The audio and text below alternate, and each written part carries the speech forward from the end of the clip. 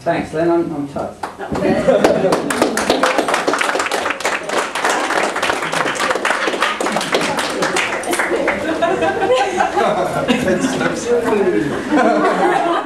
I can bring my glass as well, but I seem to have misplaced my spoon. Everyone seems to look at me here. I'd just like to start by thanking Julie and Len and Stephanie and Frank for their kindness and hospitality. I know it must have been a bit of a surprise when Penny and I got engaged, but despite that, you've both made me feel very much a part of your families, and I'm very honoured to now actually be part of those families. My wife and I...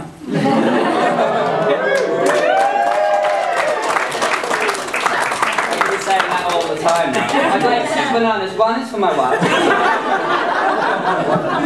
My wife and I would like to thank you, everyone who's contributed to the organisation and the payment of this wedding. It's been a beautiful day, and it's everything we've wanted it to be and more. And we're extremely grateful for everyone that's helped make that possible. We'd like to thank everyone for coming. We know Bath isn't necessarily the easiest place for you all to get to. Except for Pembrose and Sarah, who live there. And it's really easy for them. Yeah, we'd also really like to thank you all for the wedding presents that we've received. They've been lovely. I know particularly Penny's really enjoyed opening it and having it. I did try to get out a second wedding list that had less flowery things, more Xbox games. I'm guessing Penny didn't pass that out. I haven't seen any yet. And actually, we'd like to pass out a few tokens of our appreciation. And a hand.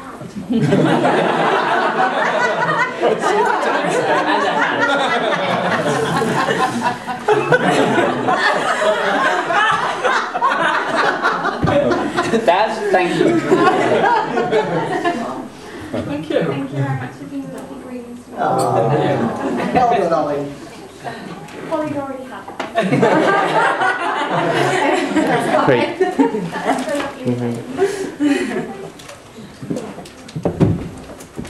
so lovely.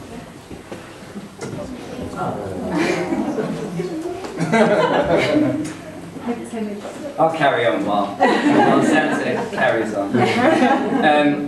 So my best man, my original best man couldn't be with us today because he's awaiting the birth of his second child. He's like a brother to me, which is weird because he's married to my sister. But thankfully, my very good friend Ian has agreed to step in today and has been doing a stellar job as best man. I've known him for 14 years and he still manages to surprise me. We went paintballing for my stag do and Ian proved that he was an incredibly good soldier. Despite his brigadier moustache, if you know Ian, he doesn't strike you as a perfect soldier. I'm pretty sure he was single-handedly responsible for every single bruise on my bum. That sounded weird. But next time I do go paintballing, I want you on my side. Thank you for stepping in.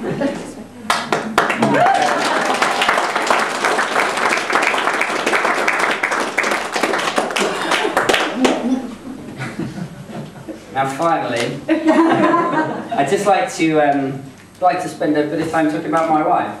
Doesn't she look beautiful?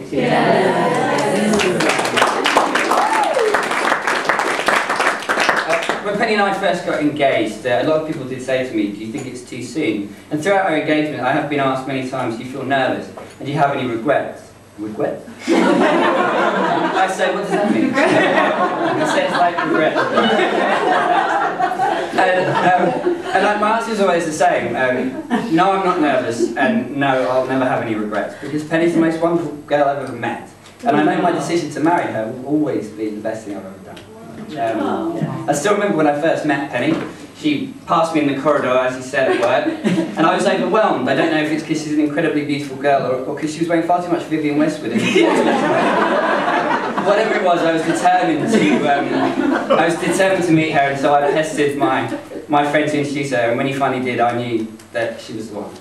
And I found a quote on the internet, and it sums up how I feel. It said, don't marry someone you can live with, marry someone you can't live with. And that's what I feel I've done today.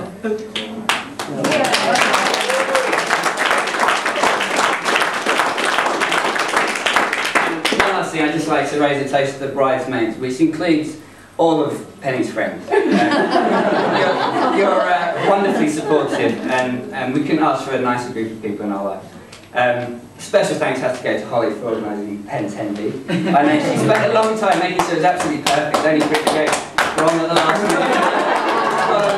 The wrong cruise ship. But I've been assured that it was for the best because everyone had a really good time, and none of you would have met the legend that was DJ Sparkle.